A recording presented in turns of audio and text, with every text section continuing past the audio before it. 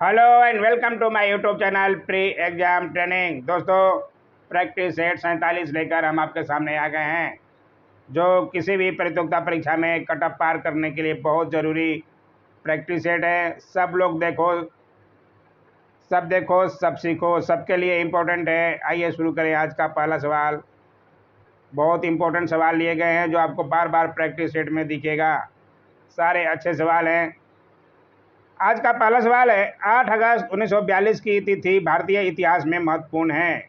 किस लिए महत्वपूर्ण है? बहुत लोगों को ये पता होगा। 7 अगस्त 1942 को कांग्रेस की बैठक बम्बई के ऐतिहासिक ग्वालियर टैंक में हुई थी। कितनी बार बताया जा चुका है, फिर भी एक बार सुन लीजिए। गांधी जी के भारत छोड़ो प्रस्ताव को कांग्रेस कार्य समिति ने 8 अगस्त 1942 को स्वीकार किया था और भारत छोड़ो आंदोलन की शुरुआत 9 अगस्त 1942 को हुई थी। इसी आंदोलन में गांधी जी ने करो या मरो का नारा दिया था। इसलिए आप आंसर समझ सकते हैं। इसका आंसर जो है भारत छोड़ो प्रस्ताव के लिए। ध्यान रखिएगा, बहुत अच्छा सवाल है। ये सवाल बार बार आपको दिखते होंगे। आइए देखें दूसरा सवाल। 1857 ईस्वी का विद्रोह सर्वप्रथम प्रारंभ हुआ कहाँ हुआ था? ये भी क्वेश्चन जो है बार बार आपको दिखता है। सब लोग जानते होंगे इसका शुरुआत जो है मेरठ से हुआ था। लॉर्ड कैनिंग के गवर्नर जनरल काल में 1857 ईस्वी का विद्रोह। ये भी ध्यान रखिएगा, लॉर्ड कैनिंग का भी नाम आता है। 10 मई को मेरठ में आरंभ हुआ, जो धीरे धीरे कानपुर, बरेली, झांसी, दिल्ली, अवध, जगदीशपुर आदि स्थानों पर फैल गया। सब लोग इससे परिचित होंगे। जो नहीं जानते हो जरूर नोट कर लें। निम्नलिखित में से कौन सी पुस्तक बाल गंगाधर तिलक ने लिखी है? ये आप पूरा ऑप्शन देख सकते हैं।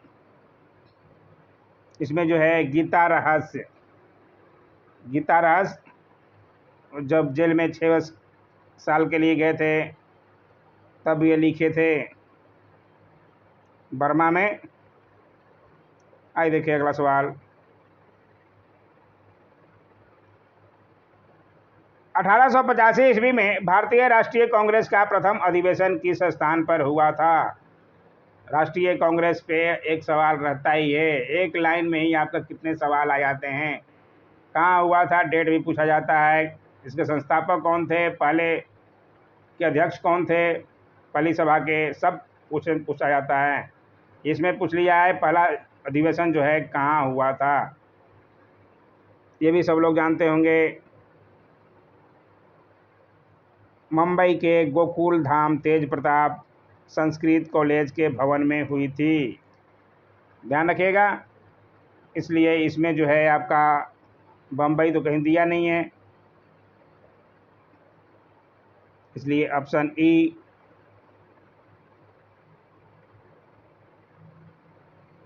संस्थापक एओ ह्यूम। ये भी ध्यान रखिएगा, जो नहीं जानते हैं। 28 दिसंबर 1885 ईस्वी को हुआ था। गौतम बुद्ध का जन्म कहाँ हुआ था? ये भी कितनी बार बताया जा चुका है। बौद्ध धर्म के संस्थापक गौतम बुद्ध का जन्म 563 ईसा पूर्व में कपिलवस्तु के लुम्बिनी नामक स्थान पर हुआ था। इसलिए आंसर जो है आपका लुम्बिनी। बहुत इजी था।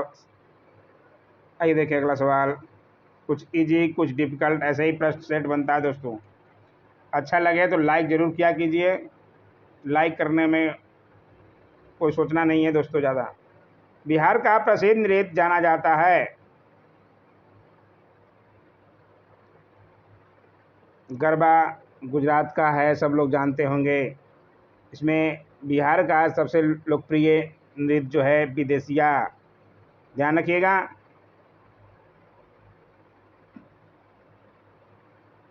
आइए देखिए अगला सवाल। डॉक्टर राजेंद्र प्रसाद भारत रत्न पाने वालों में से एक थे। कब उनको भारत रत्न दिया गया था? भारत सरकार द्वारा दिया जाने वाला भारत का सर्वोच्च नागरिक सम्मान भारत रत्न की शुरुआत 1954 ईस्वी में की गई थी। ध्यान रखिएगा। यह कला, साहित्य, विज्ञान, सार्वजनिक सेवा या जीवन में असाधारण एवं अत्युत्तम कोटि की उपलब्धि हेतु दिया जाता है। यह सम्मान पाने वाले प्रथम व्यक्ति डॉक्टर सर्वपल्ली राधाकृष्णन थे। ये भी ध्यान रखिएगा, प्रथम थे तो प्रथम पे अधिकतर सवाल बनता है। डॉक्टर राजेंद्र प्रसाद को यह सम्मान 1962 ईस्वी में मिला था। इसके अनुसार आंसर आप समझ सकते हैं 1962 ईस्वी। पूरी बात आप ध्यान रखिएगा। आइए देखिए अगला सवाल। दिलीप तिर्के एक अच्छे खिलाड़ी हैं, किस खेल के हैं? का सही जवाब है भारतीय हॉकी टीम के। आइए देखिए अगला सवाल। कांग्रेस सोशलिस्ट पार्टी का प्रथम अधिवेशन 1934 ईस्वी में हुआ, कहाँ हुआ था? कांग्रेस सोशलिस्ट पार्टी का मई 1934 ईस्वी में पटना बिहार में नरेंद्र देव की अध्यक्षता में कांग्रेस सोशलिस्ट पार्टी का गठन हुआ। पहले भी बहुत बार बताया जा चुका है ये क्वेश्चन, फिर भी ध्यान रखिएगा।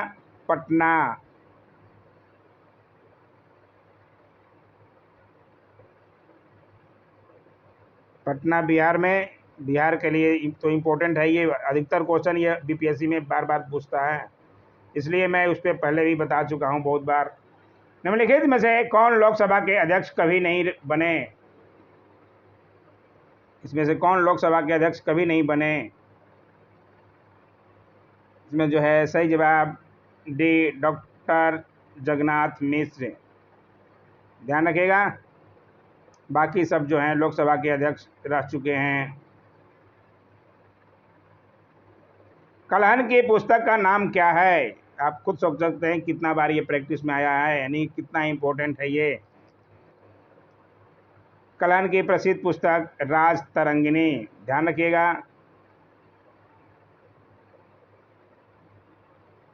आइए देखिए अगला सवाल।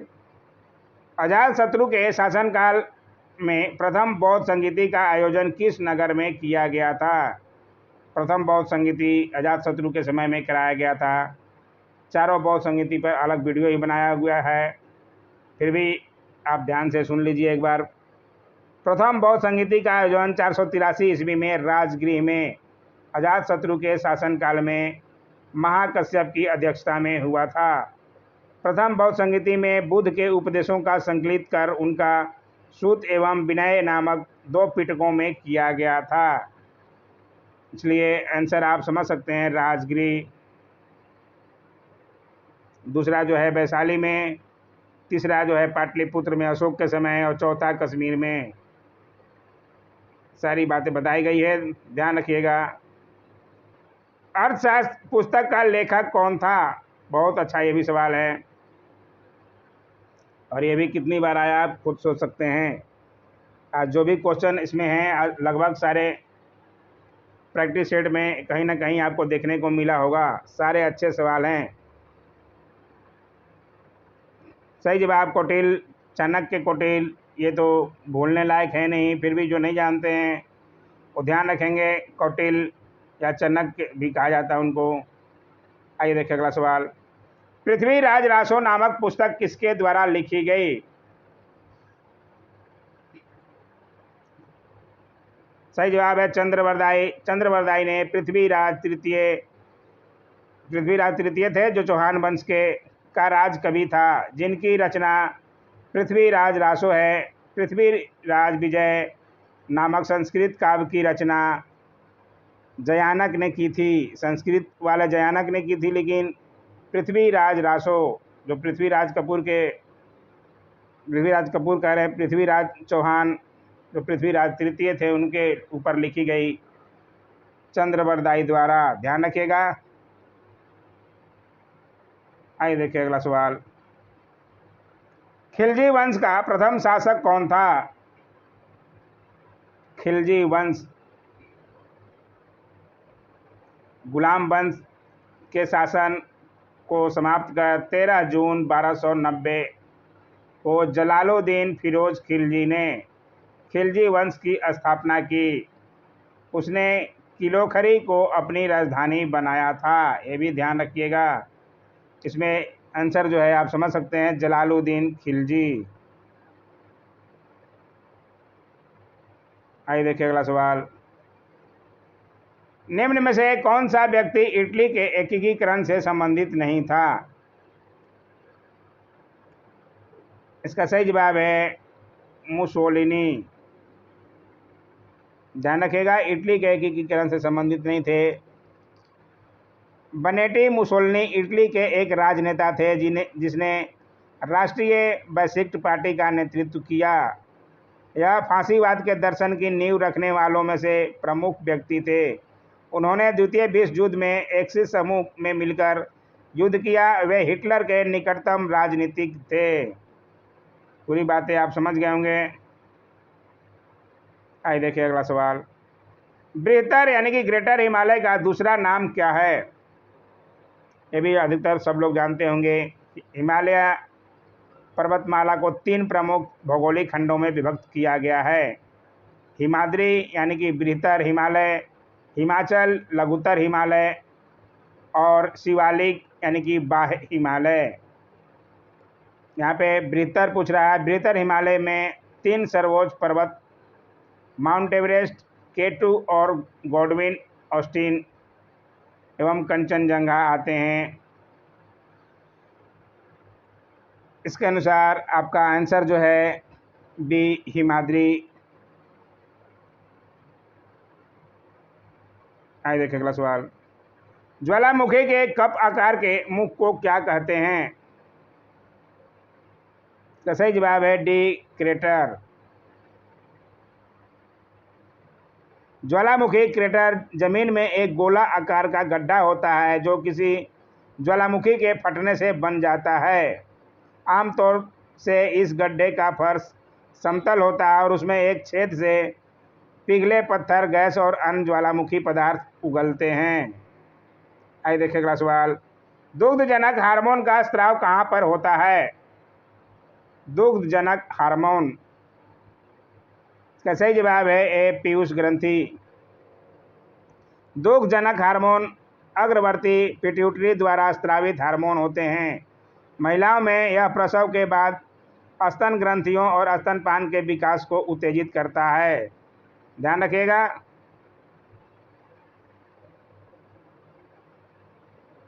आइए देखिए अगला सवाल।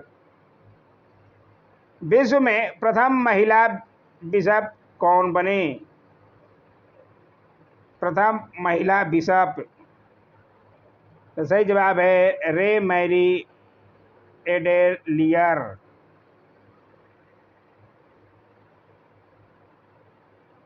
ध्यान रखिएगा। ये देखिए अगला सवाल। संगीत नाटक अकादमी देश में नृत्य नाटक एवं संगीत के विकास का संवर्धन करती है। इसकी स्थापना वर्ष में हुई थी। कब हुई थी? संगीत नाटक अकादमी देश में नृत्य नाटक एवं संगीत के विकास एवं संवर्धन के लिए 1953 ईस्वी में संगीत नाटक अकादमी की स्थापना की गई। अकादमी द्वारा नृत्य का प्रशिक्षण देने के लिए 2 राष्ट्रीय संस्थानों का संचालन किया जाता है। कथक केंद्र नई दिल्ली और जवाहरलाल नेहरू मणिपुरी नृत्य अकादमी इम्फाल में। इसकी स्थापना पूछ रहा है। 1954 ईस्वी में ललित कला अकादमी तथा साहित्य अकादमी की स्थापना की गई। साहित्य नाटक अकादमी की स्थापना जो है 1953 में। ध्यान रखिएगा।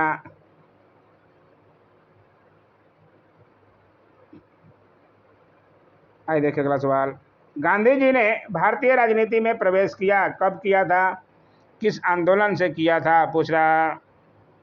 सब लोग जानते होंगे, बहुत बार बताया जा चुका है। 1915 में तो भारत लौटे ही थे। उसके बाद उनका प्रथम आंदोलन बिहार की धरती पर चंपारण आंदोलन। बिहार के लोग तो ये इसको भूल नहीं सकते हैं। ध्यान रखिएगा, चंपारण बहुत बार बताया गया है, उस पर डिटेल में भी। 1976 ईस्वी में कांग्रेस फॉर डेमोक्रेसी नामक एक राजनीतिक दल की स्थापना की गई थी। किसके द्वारा की गई थी? इसका सही जवाब है जगजीवन राम द्वारा। ध्यान रखिएगा।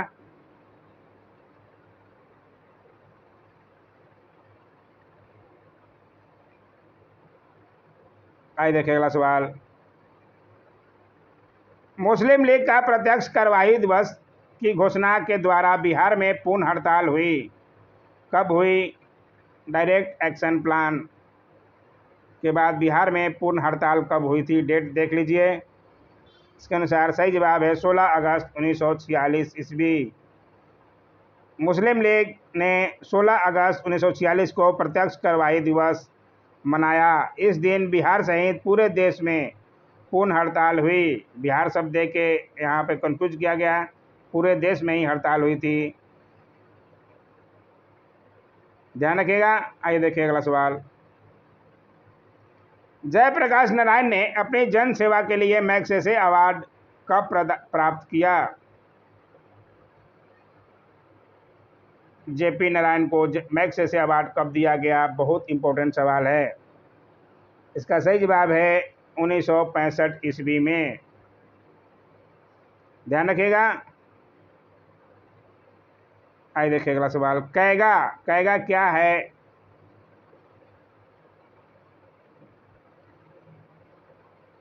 आप पूरा ऑप्शन देख लीजिए।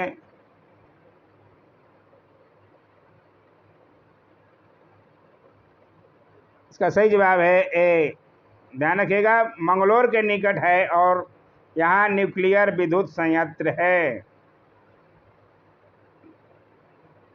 ध्यान रखिएगा। आइए देखिए अगला सवाल। हरित क्रांति के कारण निम्नलिखित फसलों में से किसके उत्पादन में सर्वाधिक वृद्धि हुई? हरित क्रांति के बाद सब लोग ये भी जानते होंगे, क्योंकि जो है हरियाणा पंजाब में सबसे ज़्यादा गेहूं की खेती होती है और वहीं पे जो है सबसे पहले हरित क्रांति के बाद बीज दिया गया था। इसके सही जवाब गेहूं, ध्यान रखिएगा।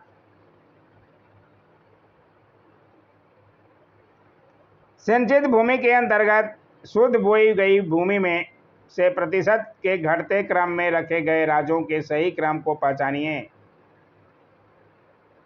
घटते क्रम में सिंचित भूमि के अंतर्गत, इसका सही जवाब है बी, उत्तर प्रदेश, पंजाब, हरियाणा, आंध्र प्रदेश। आइए देखिए अगला सवाल। छत्तीसगढ़ में सीमेंट उद्योग विकसित है क्योंकि यहाँ मुख्य रूप से उत्पाद उपलब्ध है। क्या उपलब्ध है? किससे बनता है सीमेंट? इसका सही जवाब है ए, चूना पत्थर। छत्तीसगढ़ में सबसे ज़्यादा चूना पत्थर उपलब्ध है, इसलिए जो है सीमेंट उद्योग विकसित है। आइए देखिए अगला सवाल। बिहार राज्य की औसत वार्षिक वर्षा है। औसत वार्षिक वर्षा बिहार राज्य का क्या है? इसका सही जवाब है 100 सेंटीमीटर तथा 200 सेंटीमीटर के बीच में, ध्यान रखिएगा। आइए देखिए अगला सवाल। निम्नलिखित देशांतर रेखाओं में से कौन सी बिहार से होकर गुजरती है? सारे बिहार स्पेशल के अच्छे क्वेश्चन हैं। इसका सही जवाब है 86 डिग्री। आइए देखिए अगला सवाल। अजातशत्रु के वंश का नाम क्या था? ये सवाल भी बहुत बार आता है। इसमें उनका वंश दिया नहीं है क्योंकि वो हर्यक वंश के थे। हर्यक वंश का संस्थापक बिंबिसार 545 ईसा पूर्व में मगध की गद्दी पर बैठा था। बिंबिसार का पुत्र अजातशत्रु 493 ईसा पूर्व में अपने पिता की हत्या कर मगध का सम्राट बना था, यानी वो हर्यक वंश से थे। यहाँ पे दिया नहीं है, इसके अनुसार आंसर ई हो जाएगा, ध्यान रखिएगा। बहुत बार ये क्वेश्चन आता है। वे शिक्षक जिनसे बुद्ध ने महाभिनिष्क्रमण के बाद सबसे पहले ज्ञान प्राप्ति का प्रयास किया था। बुद्ध के गुरु कौन कौन थे, उन पे भी सवाल बनता है। मैं डिटेल में से बताया हूँ, आप लोग देखते ही नहीं हैं। इसका सही जवाब है सी, अलार कलाम एवं उद्दक रामपुत्र, ध्यान रखिएगा। मौर्य वंश का अंतिम शासक कौन था? मौर्य वंश की स्थापना चंद्रगुप्त मौर्य ने की थी, चाणक्य की सहायता से, सब लोग जानते होंगे। इसका अंतिम शासक भी अधिकतर बार एग्जाम में बनता है। इसका सही जवाब बृहद्रथ, नाम ध्यान रखिएगा, बृहद्रथ। आइए देखिए अगला सवाल। वह स्थान जहां महावीर ने पूर्ण आध्यात्मिक ज्ञान कैवल्य प्राप्त किया था, उनको कहाँ पे आध्यात्मिक ज्ञान की प्राप्ति हुई थी? महावीर को, बिहार के एग्जामों के लिए महावीर और गौतम बुद्ध दोनों बिहार से ही संबंधित थे, तो ज़्यादा इम्पोर्टेंट हो जाता है। इसका सही जवाब है डी, जंभीय ग्राम, जंभीय ग्राम, ध्यान रखिएगा। महावीर स्वामी को 12 वर्ष की कठोर तपस्या के बाद जंभीय ग्राम के निकट ऋषजु पालिका नदी के तट पर एक साल वृक्ष के नीचे कैवल्य की प्राप्ति हुई थी। इसी समय से महावीर जैन तथा अरहत कहलाए। आइए देखिए अगला सवाल। किसी कंप्यूटर के प्रोग्रामर में बच्चों द्वारा प्रयुक्त भाषा प्रायः कौन सी होती है? कंप्यूटर के प्रोग्रामर में बच्चों द्वारा प्रयुक्त भाषा, इसका सही जवाब है लोगो।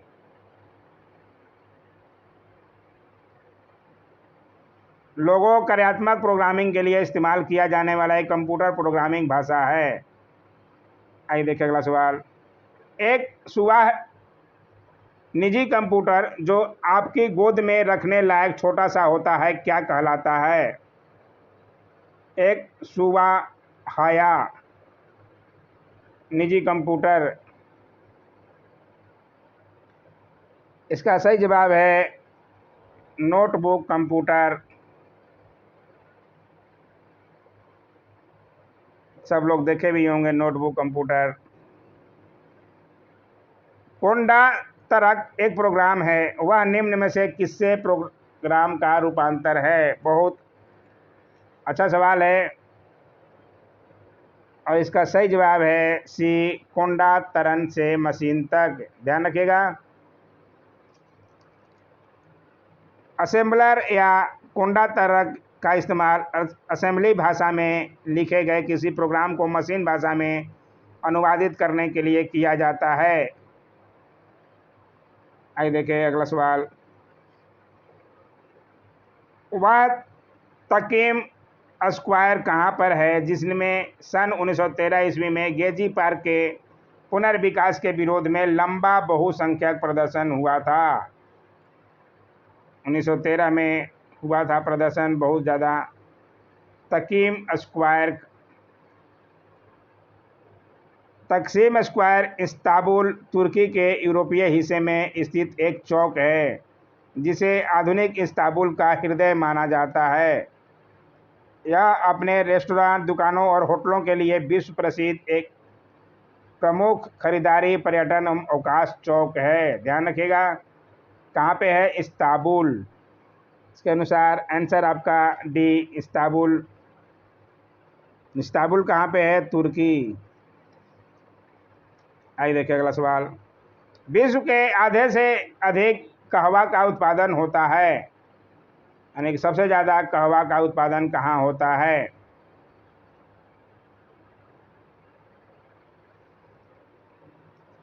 सब लोग जानते होंगे, पहले भी बताया जा चुका है, कहवा मतलब कॉफ़ी। ब्राज़ील में कहवा की खेती के लिए 125 से 300 सेंटीमीटर वर्षा तथा 12 से 36 डिग्री सेल्सियस तापमान उपयुक्त माना जाता है।